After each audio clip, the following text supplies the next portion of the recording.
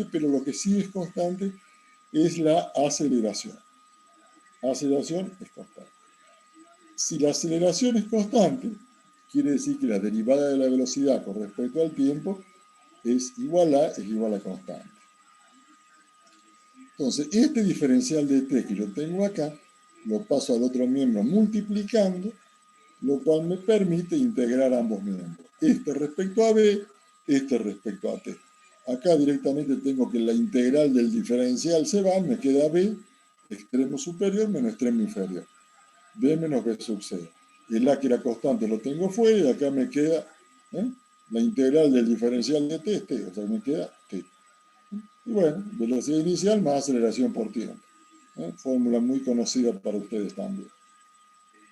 Bueno, después acá me permite calcular el espacio. Ustedes se acuerdan que velocidad es la diferencial de x sobre la diferencial de t. Siempre ustedes lo van, por integraciones atrasadas, lo van haciendo, ¿no sé? Integraciones regresivas, digamos. Van de la aceleración a la velocidad a la aceleración. Bueno, entonces,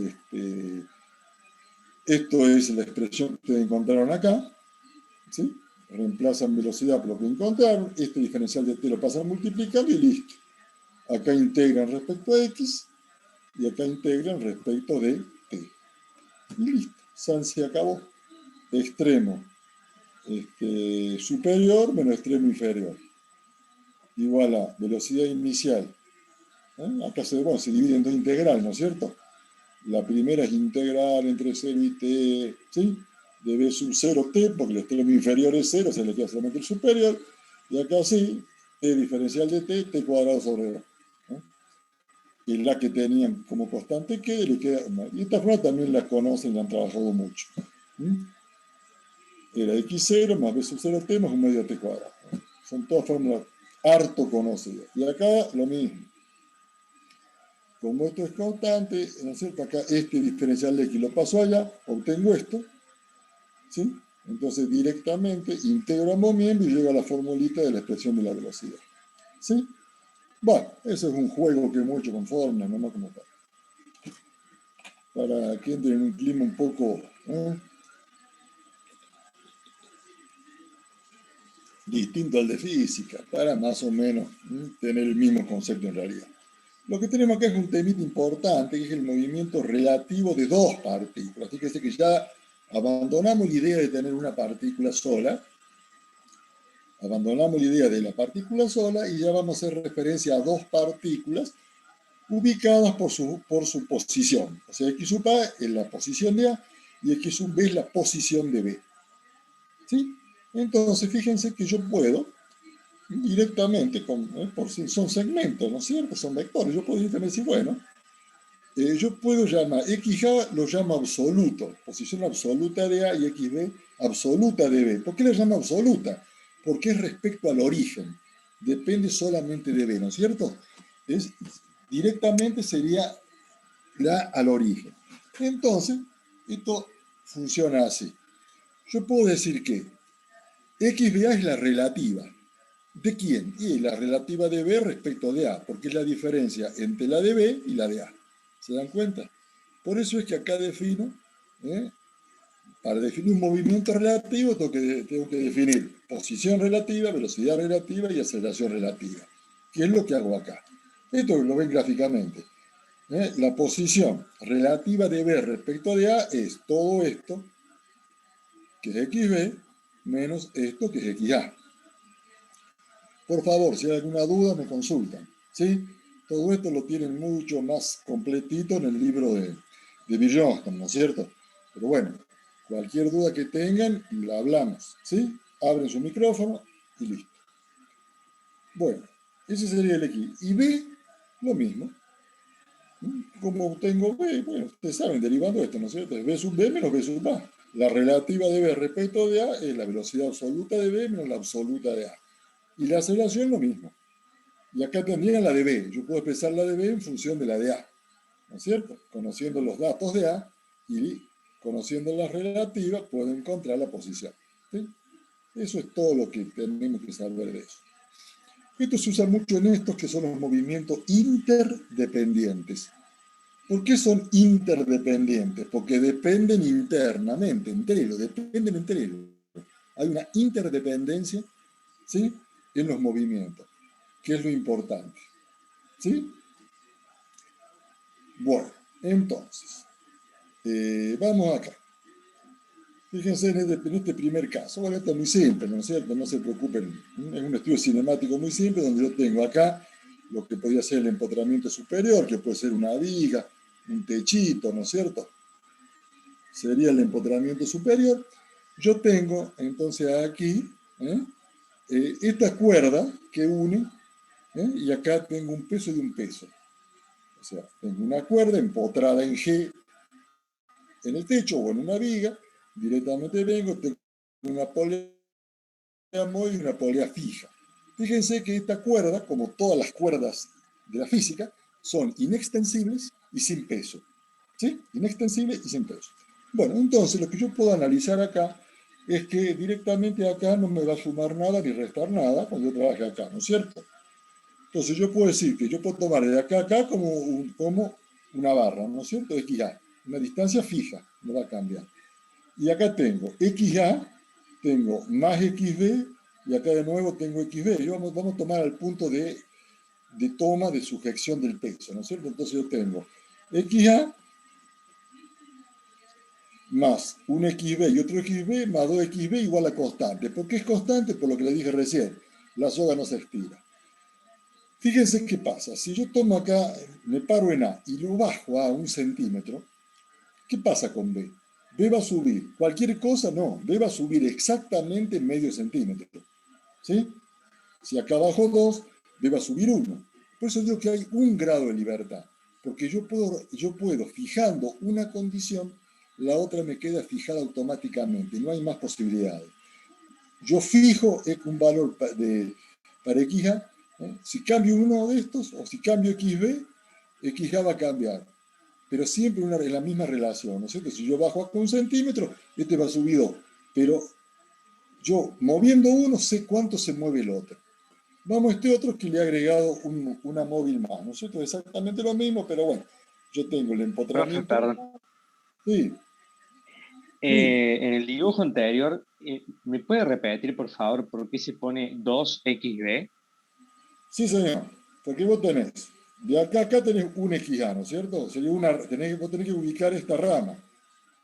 Y sería hasta acá, pero yo como esto es una barra rija, lo tomo todo, XA. Vos estás acá, acá tenés un XB y acá tenés otro XB. Entonces, esa es la distancia total que vos tenés. ¿Sí? Entonces, Perfecto. Sí, sí, sí, entendido. por eso es un 2 acá.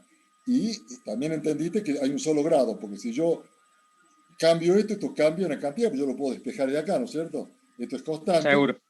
Entonces, en cambio acá, fíjense qué pasa acá. Yo agregué una móvil más. Entonces, vamos a las ramas. Tengo un X acá, hasta siempre no tomaste el punto de sujeción, más otra X acá. 2XA. Seguimos. Un XB más otro XB acá. 2XB. Y más un XC hasta acá. Sería esta la ecuación. 2XA, 2XB más XB. Igual a constante. Y lo mismo porque el hilo sigue siendo inextensible. Pero yo acá tengo un problema. Porque si yo digo, bueno, yo voy a mover esta pieza, o esta, si yo muevo esta, bueno, estas dos se van a mover, o no. Yo puedo fijar una de estas y se mueve una sola. O yo puedo permitir que esta se mueva y esta se mueva más. O sea, yo tengo 2 grados de libertad, ¿no es cierto? Porque yo tendría que fijar dos para saber cuánto se mueva esta. Y bueno, esta se mueve 3, esta se mueve 2, entonces ahí sí. Si no, tendría dos incógnitas. Y no tengo forma de hacer otra ecuación. Entonces acá tengo 2 grados de libertad. Yo tengo que fijar tengo que restringir 2 grados. ¿Sí? Bueno, y acá tienen entonces, yo aplico derivada, me da esto, igual a 0, la derivada de la constante 0, igual a 0, vengo acá, esto no es otra cosa que la velocidad del móvil A, del peso A, esta es la del B y esta es la del C. Tengo el mismo problema. Y después, si vuelvo a derivar, tengo las aceleraciones. ¿Se dan cuenta? Entonces, 1 grado, 2 grados. Yo acá muevo uno, el otro se mueve de la sola forma, uno solo. Acá Fijando uno, tengo el otro. Acá tengo que fijar dos para tener el otro. ¿Sí? Bueno, vamos a ir repasando. Vamos al curvilíneo. Qué interesante, qué lindo que era el movimiento curvilíneo de partículas. ¿Mm? Bueno, para que no se aburran, lo vamos a hacer en el espacio. Directamente ya vamos a abandonar el plano, vamos al espacio. Yo tengo entonces un sistema de tres ejes coordenados en el espacio, por supuesto. Y bueno, directamente tengo una partícula en algún punto de este espacio, y bueno, ¿cómo ubico esa partícula yo en el espacio? Teniendo un sistema de tres ejes de referencia. Bueno, lo más inmediato es con un vector. ¿Sí? Un vector. Directamente, ¿cómo armo mi vector? Muy fácil. Me vengo al grafiquito y digo, bueno, yo el vector lo voy a armar origen en el origen de coordenada y extremo en la posición de la partícula. Ese vector se llama vector posición, precisamente por eso, porque ese vector solo, con ese vector solo, yo ya tengo fijada la posición de una partícula en el espacio. ¿Sí? Por supuesto, ese vector lo tendré que definir en dirección, módulo, sentido, ¿no es cierto? Tendré que definir los cosenos directores, tendré que definir el módulo, ¿de acuerdo? Pero yo, conociendo el vector, conozco la posición del punto. Por eso se llama vector posición. Entonces, yo tengo una trayectoria rectilínea. En el instante que yo considero que yo mido el tiempo, como inicia, tengo la partícula acá. Pasa un tiempo delta t, esa misma partícula se mueve a lo largo de mi trayectoria curvilínea, se mueve y llega a P'. Y bueno, ¿cómo conozco la posición en P'? Tirando otro vector, el R'. Tengo dos vectores posición, el R y el R'. Yo hago la diferencia entre esos dos vectores que le voy a llamar delta R, ¿no es cierto? Vectorialmente, directamente. Y obtengo la velocidad media, que es la variación del vector posición respecto del tiempo. ¿Me siguen, no es cierto? ¿Sí? Vuelvo a decir, cualquier duda, abren su micrófono, su interrupción es bienvenida como siempre. Entonces, velocidad media va a ser delta R sobre delta T. Y la instantánea, ustedes ya esto lo saben hasta el hartazgo, directamente es tomar el límite de este cociente incremental cuando el incremento de la variable tiende a cero, que no es otra cosa que la derivada, ¿no es cierto? ¿No? Directamente una función vectorial, se derivan igual, derivada de R con respecto de T. ¿Sí? Entonces directamente yo puedo llamar V a la velocidad de la partícula, que sería el módulo o la magnitud del vector V. Este V cursivo significa escalar y este V en imprenta significa vector. O lo pueden hacer con una rayita para más tranquilidad. Yo le usé la misma nomenclatura que tienen en el libro para que no se confundan simplemente. ¿Sí? Bueno, me van siguiendo, ¿no es cierto? Sé que es fácil, pero bueno. Yo podría haber hecho también esto que yo hice acá abajo, esto como escalar, directamente sería, yo tomo esta distancia PP', que sería para mí un arco, ¿no es cierto? Yo mido este arquito, entonces tomo PP', sería la distancia PP', que la voy a llamar delta S, porque es el incremento de arco, una variación de arco, sobre delta T. Si yo tomo el límite, obtendría la magnitud del vector B. ¿Sí? Bueno, obtengo la magnitud y la dirección y sentido. Ustedes saben que el vector B, por lo que vimos acá, es tangente a la trayectoria, por la definición de derivada, ¿no es cierto? Es tangente a la trayectoria en cada punto. Entonces el vector B es tangente en P, el vector B' es tangente en P'. Todo muy lindo. Ahora digo, bueno, ¿y qué pasa con la aceleración? Bueno, sabemos que la aceleración es la variación de la velocidad. Entonces yo me conviene más trabajar con los vectores.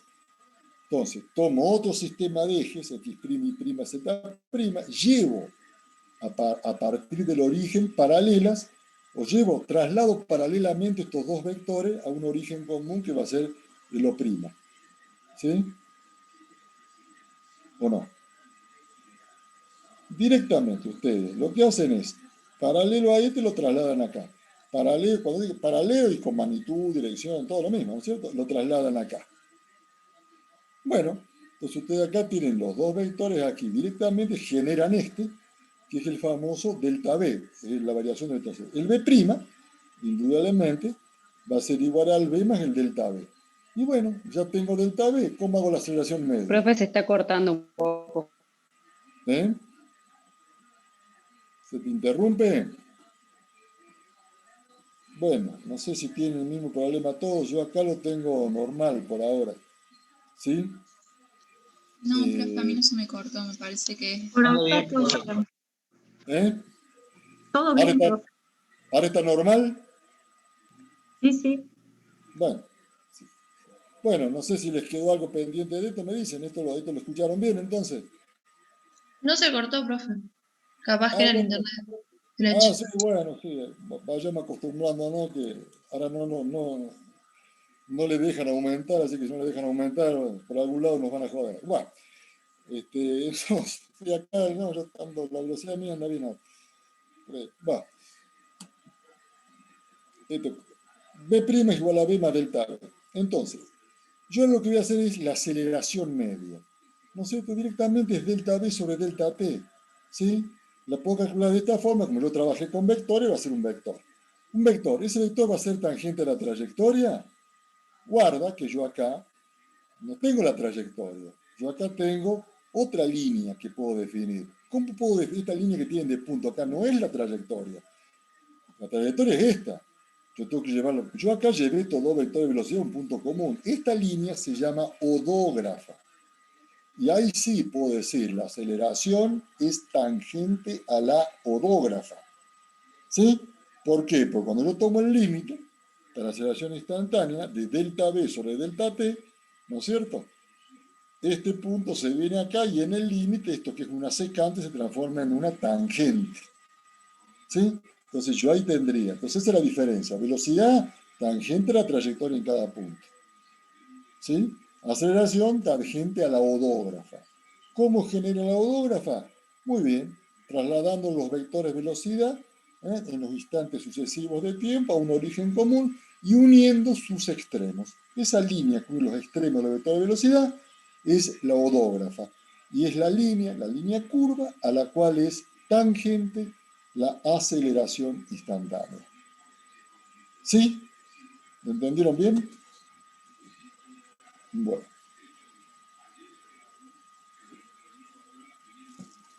Acá hay algo que yo le voy a Profe, aclarar. ¿puede repetir cómo se hace la odógrafa? Muy simple, vos tomás una trayectoria, trazás dos, tres, varios vectores de velocidad, que como vos sabés son siempre tangentes a esa trayectoria, ¿sí? Vos trazás los vectores con su magnitud, ¿no es cierto?, en cada punto. ¿Sí? En este caso B' es un poquito más grande. Después, ¿qué hace? Estos vectores los trasladás a un punto común. Acá hice otro sistema de eje, por eso lo llamé O', el origen, trasladé este vector, lo trasladé paralelamente a sí mismo, y este otro también, paralelamente a sí mismo, pero con el origen común. Entonces, bueno, después la odógrafa la obtengo uniendo las cabecitas de los vectores, los puntos extremos de los vectores, obtengo la línea odógrafa. ¿Sí? Y la aceleración instantánea va a ser tangente a la odógrafa en cada punto. O sea, acá va a tener esta dirección, y ustedes la trazan, ¿sí? Para otra, va a tener otra dirección. Si tuvieran seguido para allá, acá tendría tangente ahí, ¿sí? ¿Quedó? Sí, Bueno, Profe, profe, gracias. sí, si la odógrafa se hace uniendo los extremos de los vectores, ¿por qué sí. me quedaría curva? Bueno, te queda curva si los vectores, vos metés los extremos a partir de un origen común, ¿no es cierto? Es obvio, te va a quedar, no tiene otra forma. ¿Eh? Porque vos tenés vos tuviste una trayectoria acá y este vector de velocidad va cambiando de dirección, va cambiando con el tiempo, o sea que vos cuando lo trasladás acá, en este caso cambia de magnitud también, ¿no es cierto? ¿Sí? Vos llevás los vectores a un origen común, ¿sí? Está bien, pero la unión de dos extremos es una recta. ¿Por qué la hace No, curva? Está bien. de acuerdo, porque vos se supone que hiciste todos los intermedios, todos los puntos sucesivos, ¿sí? O sea, vos tenías que haber calculado acá, todos estos puntitos, tenías que haber calculado los vectores, llevarlos todos acá y hubiera obtenido la línea esta. ¿Sí? ¿Estamos? Bien. Pasa que no podemos hacerlo, pero es lo que ustedes hacen. Pues yo lo llamo el arco PP'. Yo en este arco PP', como dice acá, yo tracé acá y acá. Entonces, acá yo tracé todos los vectorcitos, entonces te da todos esos puntitos. ¿Estamos? ¿Sí? Es la línea que Perfecto. describe los extremos de los vectores de velocidad llevados a partir de un origen común. ¿Sí? Si ustedes tuvieran que la velocidad no variaría el módulo, directamente esto le daría una circunferencia, ¿no es cierto? ¿Sí? Pero si varía, le da cualquier otra línea. Bueno, vengo una función vectorial del tiempo, ¿no es cierto? Directamente, aceleraciones derivadas de v con respecto a t. Bueno, y acá decimos que la derivada temporal de un vector es exacta, la calculan exactamente igual que calcularon ustedes la derivada común, ¿no es cierto? Ustedes tienen un vector definido por p sub x, p sub y, p sub z, que ya vamos a ver cómo la generamos, ¿sí? Directamente lo derivan. Es lo que vemos acá, que son las componentes rectangulares de la velocidad y la aceleración. Vamos a empezar a trabajar con componentes. Yo le voy a dar las rectangulares, ¿sí? Que son las que más usamos. No le voy a dar en polares porque se le complica un poco. Entonces, bueno, vamos a tratar de movernos con lo que ustedes van a usar y con lo que realmente necesitamos, ¿sí? Entonces, vamos a ver un poquito de lo que son las componentes, ¿sí? Vamos un poquito son las componentes. Entonces, ustedes fíjense, ustedes tienen un punto P acá, esto que tienen acá, este arco que tienen acá sería la trayectoria, ¿sí? Lo tienen acá, acá tiene el vector B, como ya sabemos, es tangente a la trayectoria. La posición del punto P en el espacio yo la fijo con este vector, ¿no es cierto? Con el vector R que llamé vector posición. Si yo ahora proyecto el punto P, ¿sí? Tomo las proyecciones, obtengo las tres componentes, ¿no es cierto?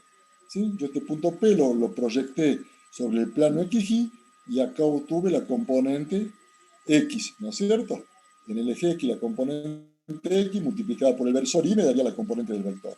Acá lo mismo, ¿sí? Acá en el eje Z obtuve la componente eta y por supuesto que aquí tengo la componente en Y. Entonces yo digo que R es igual a X por Y por J, Z por K. Por supuesto que X y Z son función del tiempo. ¿Estamos? Entonces, esta sería la componente rectangular del vector posición. ¿Qué son X y Z? Son componentes. ¿Sí? Son proyección sobre los tres ejes coordenados. Puedo hacer lo mismo con la velocidad, porque la velocidad es derivada de R con respecto de t. Lo mismo podría hacer con este vector que tengo acá, que es el vector velocidad. ¿Y cómo obtengo las componentes del vector velocidad? Simplemente derivo x respecto del tiempo.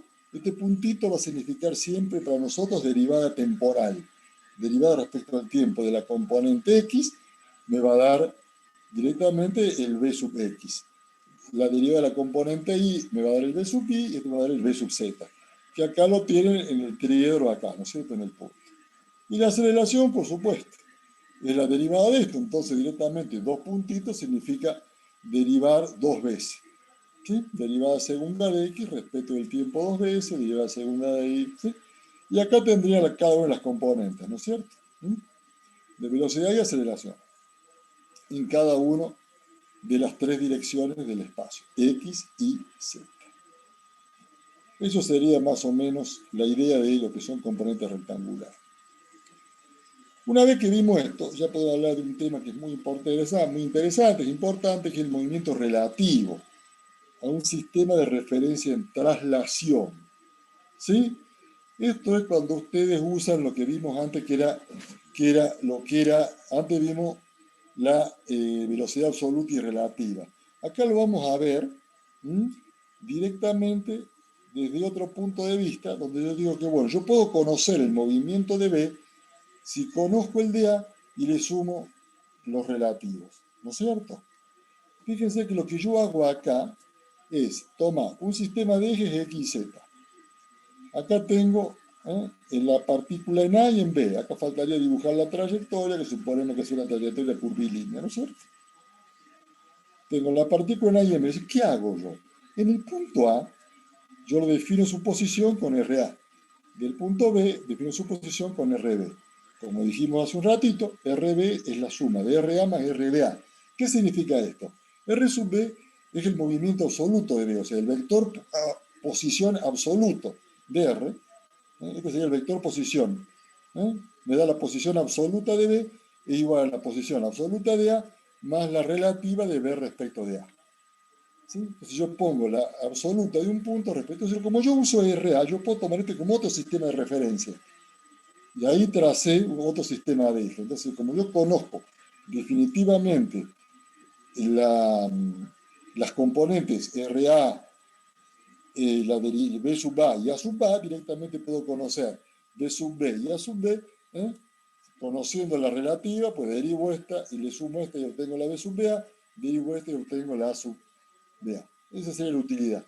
Entonces acá se me generan una cantidad de términos. Esta primera columna, ¿qué significaría? Sería el movimiento absoluto de B. Esta que tengo acá después del signo igual, esta columna, sería el movimiento absoluto de A, que es mi sistema de referencia en traslación. O sea, este sería mi sistema de referencia fijo y este es el sistema de referencia en traslación. Y esto es lo que es el movimiento relativo. ¿Sí? Este sistema lo usó Einstein cuando formuló su teoría de la relatividad especial. ¿Sí? Entonces, considerando un sistema en movimiento, después lo aceleraba a la velocidad de la luz y pasó todo lo que sabemos que pasó. Pero bueno, es una aplicación, no la vamos a ver. Simplemente tenemos que saber esto. Acá yo tengo los movimientos absolutos de B, los movimientos absolutos de A, asocio un sistema de ejes acá, y acá tengo, ¿sí?, los relativos de B respecto a ese sistema móvil que lo tengo acá. ¿Sí? Y acá puedo expresar el absoluto de B como la suma de los dos, como vimos recién. Simplemente es ampliar un poquito lo que vimos recién.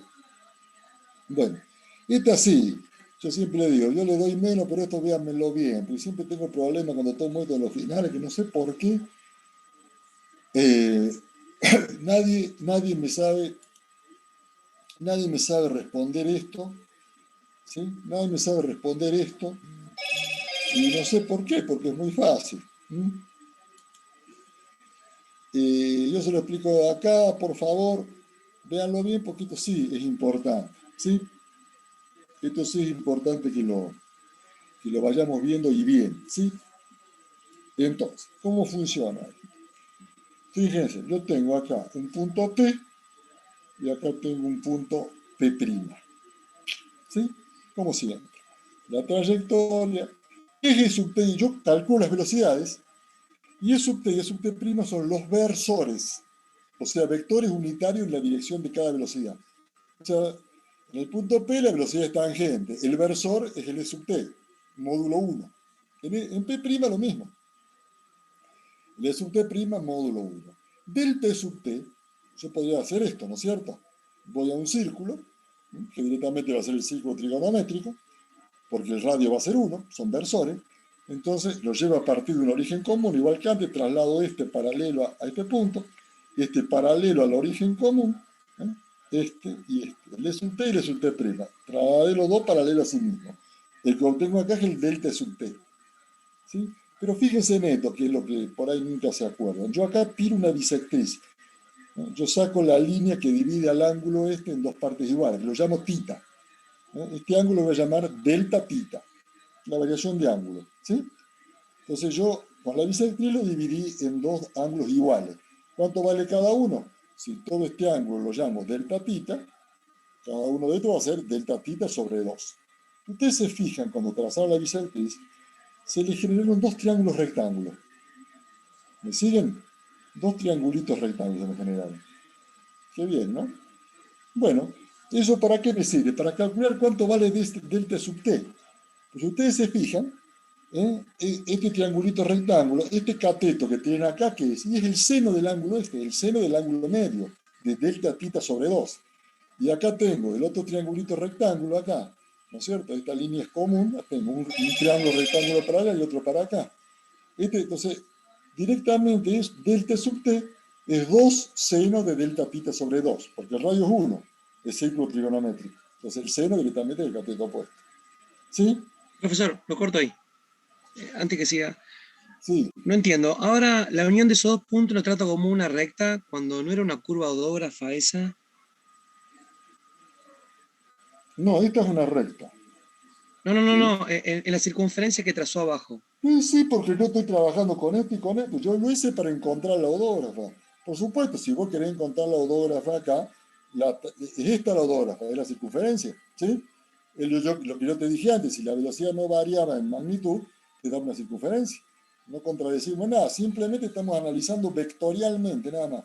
Este vector y este lo llamé delta sub t, ¿sí? Pues acá te puse claro, definimos el vector, ¿sí? ¿Estamos? Bien, sí. Delta sub t sobre delta tita, ¿no es cierto? Esto yo armo esta diferencia. O sea, que voy a ver cuánto varía este versor respecto a este ángulo. Directamente tomo el límite entonces para delta tita que tiende a 0 y me da que es 1. ¿Qué quiere decir esto? Que al ser 1 yo estoy definiendo con esta relación un versor que lo voy a llamar E sub n. Entonces yo encontré un versor, porque indudablemente, ¿no es cierto? Vos estás acá, cuando este delta sub t, que este vector tiende a 0, directamente te va a dar la tangente acá. Entonces este vector es tangente, es perpendicular a E sub t, y ese va a ser el versor normal, ¿sí? El versor normal. Vale 1 y está dirigido, su dirección es perpendicular. Entonces E sub n va a ser el límite para delta tita que tiende a 0 de este cociente. Va a ser igual al diferencial de sub t con respecto de tita. Directamente. Bueno, B va a ser tangente a la trayectoria, ¿sí? Ya lo saben. Entonces directamente el vector B, como recién dijimos, es el módulo, o sea B, el escalar por el E sub t. ¿Sí? Pero esto me permite encontrar la aceleración, y esto es lo importante. Y esto es lo importante. ¿Sí? Entonces, la aceleración, esta A significa vector aceleración. Es el derivado del vector velocidad respecto del tiempo. Bueno, ustedes directamente acá tienen un producto, U por B, ¿no es cierto? ¿Se acuerdan de análisis 1? Entonces, la derivada del primero por el segundo más el primero por la derivada del segundo. Derivada de un producto. Entonces, derivada del primero por el segundo más el primero por la derivada del segundo. ¿Sí? Bien. Entonces, aquí tendríamos las componentes. Lo que yo voy a hacer, a mí me interesa mucho de la aceleración la componente normal. Pues ustedes se fijan, nos referimos a este dibujito que tenemos acá, ¿no es cierto? Que sería más o menos lo que ya tenemos. Acá yo tengo sub t, tengo sub t', fíjense. Ustedes vieron, acá tenemos algún problema, acá no tenemos drama, acá tenemos un problema. Porque E sub t es función de tiempo, pero a través de dos variables intermedias. Ustedes vieron función de función, ¿se acuerdan? Entonces, E sub t primariamente va a depender de tita, del ángulo tita. ¿Sí? Indudablemente, por lo que ustedes ven acá, ¿sí? Esta variación de sub t depende de que varíe este ángulo tita. Entonces, por eso decíamos que la derivada de una función compuesta es igual al producto de la derivada de cada una de las funciones respecto de la variable de la cual dependen inmediatamente. Entonces, E sub t depende inmediatamente de tita, y tita va a depender inmediatamente del arco, ¿no es cierto? El mover esto depende inmediatamente del arco, y el arco sí es función de tiempo directamente. Entonces acá, derivando como función compuesta, obtengo tres factores. ¿Qué era derivada de E sub t con respecto de tita? Y tengo el E sub n, ¿no es cierto? Es lo que ven acá, tengo el versor E sub n, ninguna duda. Bueno, por lo que vimos en el movimiento, diferencial de tita con respecto a S, ¿sí? Eso se ve en física, es directamente la inversa del radio, ¿sí? Es la derivada del ángulo tita respecto a S es la inversa del ρ, que es el radio de curvatura. Igual que si el movimiento es variado, ese radio de curvatura puede ir variando. Y diferencial de arco respecto al tiempo no es otra cosa que el escalar velocidad. ¿Se acuerdan que lo sacábamos al principio? Diferencial S respecto a t es velocidad. Entonces a mí este término que yo tengo acá tan mono, este término, me queda como B sobre ρ por E sub n. B sobre ρ por E sub n. Pues yo reemplazo acá este término por B. Yo tenía un B acá, con el B que le puse ahora me da B cuadrado. Sobre ρ por E sub n. Y el primero le dije que no había problema. Y acá tengo precisamente las dos componentes de la aceleración. la tangencial y la aceleración normal. Esta línea sí es la trayectoria, ¿sí? Esta aceleración es tangencial, porque es E sub t, ¿se dan cuenta? O sea, este versor es el mismo que era tangente, en el versor que me definía la velocidad. Entonces yo ahora definí algo que me sirve, la tangencial y la normal. ¿Por qué me sirve? Bueno, porque la tangencial, cuando varía esta aceleración, ¿qué significa? Que el móvil está recorriendo esta línea curva y va más rápido o más lento en la dirección del movimiento, ¿no es cierto? O sea, eso me lo mide A sub t. ¿Y A sub n qué me mide? A sub n me mide precisamente esta distancia, que es el radio instantáneo. ¿Sí? Este C sería el centro instantáneo de rotación. Y este A sub n es muy importante porque fíjense cómo me mide la curvatura. ¿Sí? Me mide la curvatura. ¿Estamos? Entonces, esas son las dos componentes de la aceleración que es la que usamos más en la práctica. E sub t y E sub n. E sub t mide la variación de la velocidad de la partícula a lo largo de su trayectoria. Y A sub n, o sea, A sub n mide directamente la curvatura, el radio de curvatura. Fíjese que en el movimiento rectilíneo el ángulo de curvatura es infinito, ¿no es cierto? Entonces acá dividimos por infinito y esto es cero. No hay aceleración normal. ¿Sí? ¿Estamos? Bueno, eso es lo importante de este tema. Eso es lo importante de este tema. Vamos al movimiento de una partícula en el espacio. Para resumir, acá hay un plano, se llama el plano osculador. Eso lo definimos simplemente, ¿sí? Es un plano que pasa por el punto en el espacio y es paralelo al definido por E sub t, E sub t' y delta sub t. Pero no se olviden que estos son vectores en el espacio, van para cualquier lado. Entonces, eso directamente, E sub t y E sub t' definen un plano. Son dos vectores. El delta sub t está en el mismo plano. Y entonces, el plano osculador es el plano paralelo a este que pasa por el punto P. Simplemente es una definición, ¿no es cierto? Bueno, y E sub b, E sub t por E sub n, que es la binormal, que es la perpendicular al plano. Simplemente sabemos que es el plano osculador. Como recién les he manifestado, esto de componente radial y transversal no lo vamos a ver, ¿sí? Y cilíndricas tampoco, porque recuerden nomás que la componente radial, yo fijaba la posición de P, fijando un radio y un ángulo. Esa es la forma de definir un vector en componentes radiales. Y después podría encontrar entonces las dos componentes, la E sub r y la E sub θ, que realmente nos conviene trabajar con lo que vimos recién, no complicarnos la vida. Y en coordenadas cilíndricas lo mínimo, se complica enormemente inútilmente. Vamos a hacer una parte ahora muy gráfica, muy linda, así no se me cansan, de cinemática del sólido rígido, y con este pantallazo ya terminamos, ¿sí? Vamos a la cinemática del sólido rígido. ¿Le puedo hacer una consulta del Sí, tema anterior? sí, volvemos. Sí, ¿Qué es lo que pregunta específicamente en un final del tema anterior? todo lo que te dije que Confundí iba, un poco. salvo componente radial y transversal, todo lo anterior. Ok, ¿Sí? Esto no. ¿Sí? Profe, perfecto. Sí. Lo que no vemos en clase no lo Bueno, pregunto. ¿Sí? Y yo en clase le doy lo que realmente es importante, porque bueno, hay que cumplir con todos los contenidos. Pero bueno, esto coordenadas cilíndricas no lo vamos a nunca más, y este menos. ¿Sí? profe, una Sí. consulta, porque no llegué a notar, fue como muy rápido.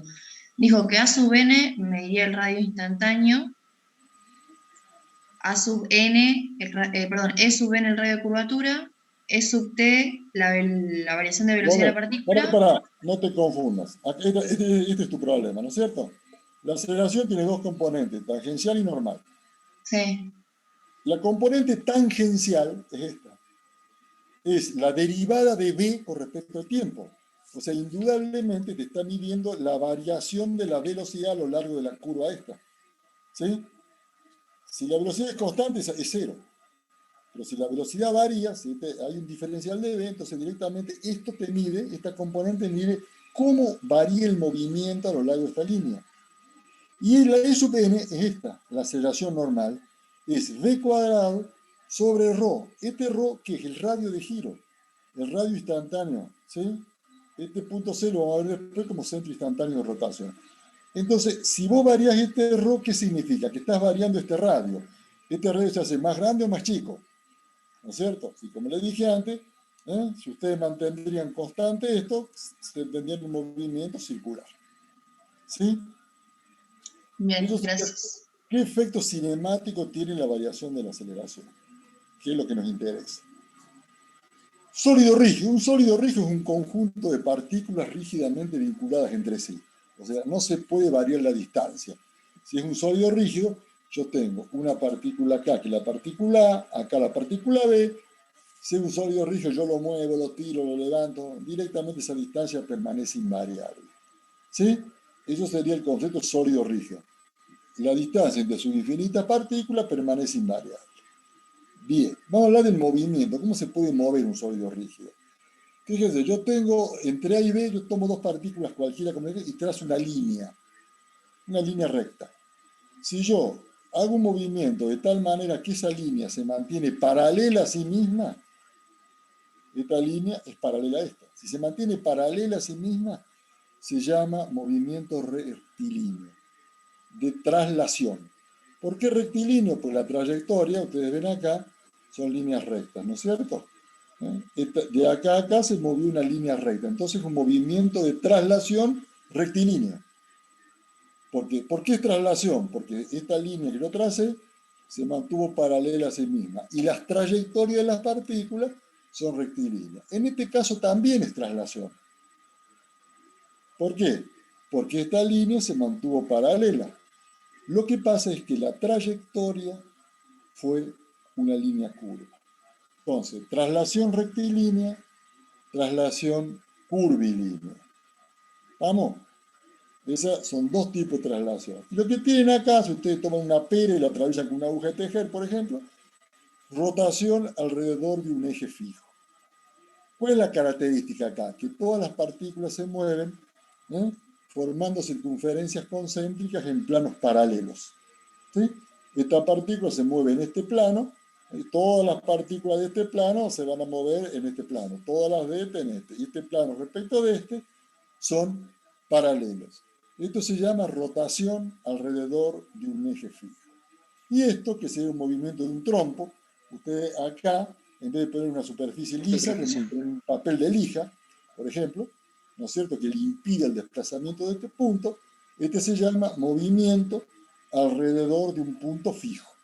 Este va a tener los movimientos del trompo, movimiento de rotación, precesión, todos ustedes conocen, pero este punto va a ser fijo, alrededor de un punto fijo. Este centro se mueve alrededor de un centro de rotación. Sí. Sí, eso le iba a preguntar. El movimiento de rotación alrededor del eje fijo, ¿cómo dijo lo de los planos, de los puntos? Las partículas se mueven en planos paralelos. ¿Sí? Vos tenés acá, vos lo cortás con un plano. Todas las partículas de ese plano se van a mover en ese plano, según circunferencias concéntricas, dependiendo de la distancia al centro, ¿no es cierto? Los que están en el centro de rotación no se mueven. Y acá lo mismo. Pero este plano es paralelo al este. Es el movimiento de rotación alrededor de un eje fijo. Las partículas se mueven en planos paralelos, perpendicular al eje de rotación. Perfecto. ¿Sí? Y acá, fíjate en este ejemplo. Acá tenemos acá dos empotramientos, dos bielas, y acá tenemos una chapa. ¿Sí? Estas son articulaciones. Ustedes, el movimiento que permiten esto es un movimiento de vaivén, ¿no es cierto? ¿Es una traslación o una rotación? Bueno, ustedes tiran una línea acá, y este movimiento de vaivén, esa línea sigue paralela a sí misma. Ninguna duda de que es una traslación. ¿Y cómo es la trayectoria de cualquier punto? Una línea curva. Entonces, traslación curvilínea. Si ustedes ahora toman una chapa y le sueldan una biela, ahí como esta, y la articulan acá, ¿qué va a pasar acá? Si yo tengo acá una línea, esa línea, mira que yo voy moviendo, no se mantiene paralela. ¿Sí? Hay una rotación alrededor de un punto fijo que sería este. El eje fijo pasaría por acá. Y como ustedes se fijan, las partículas recorren también trayectorias curvilíneas en planos paralelos, ¿no es cierto? Dependiendo del espesor de la chapa, va a haber distintos planos con distintas partículas. Pero se van a mover siempre en planos paralelos y perpendiculares al eje de rotación. Esto es movimiento plano. ¿Cuándo tengo un movimiento plano? Ejemplo clásico, una rueda girando sobre un riel. Todas las partículas de la rueda se van a mover dentro de su plano, ¿no es cierto? Todas las partículas se mueven en planos paralelos, directamente. Entonces yo tengo movimiento plano, o sea, todas las partículas se mueven ahí, mientras no se caiga la rueda ni empieza a oscilar, un movimiento plano parejito, supongamos, ¿no es cierto? Bien. Una rueda de un tren, por ejemplo, sobre el riel, ¿sí? Fíjense este tipo de movimientos. Yo tengo acá una posición que sería esta. ¿Qué hago yo ahora? La hago girar un poquito y le doy un movimiento donde llego acá. Yo ahí hice dos movimientos, ¿no es cierto? Esta rueda avanzó sobre el riel, ¿no es cierto? Entonces el punto A vino acá. Y el punto B, al avanzar sobre el riel, llegó acá, a rotar, ¿no es cierto? Yo doy una rotación, llegó acá. Pero yo lo podía haber descompuesto en dos. O sea, yo la tenía acá, la hago resbalar. ¿Sí? La hago resbalar. Entonces pasa de este punto, ¿sí? De la sub 1 a este punto a sub 2. La hice resbalar sobre el riel. Entonces, esta línea que unió a sub 1 con a sub 1 se mantiene perfectamente paralela. Sí, ¿no es cierto? Entonces, tengo una traslación con A. Pongo con A porque, bueno, arrastré el punto A. Y después le sumo.